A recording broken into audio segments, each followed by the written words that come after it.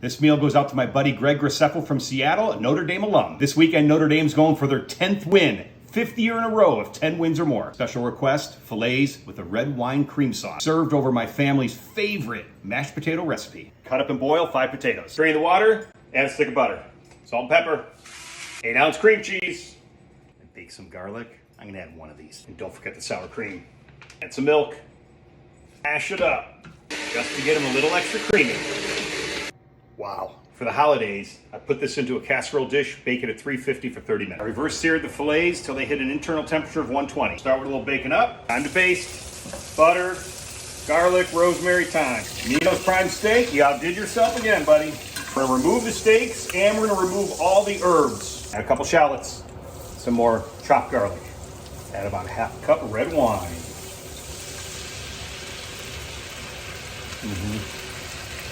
Cook this down for about 3 or 4 minutes.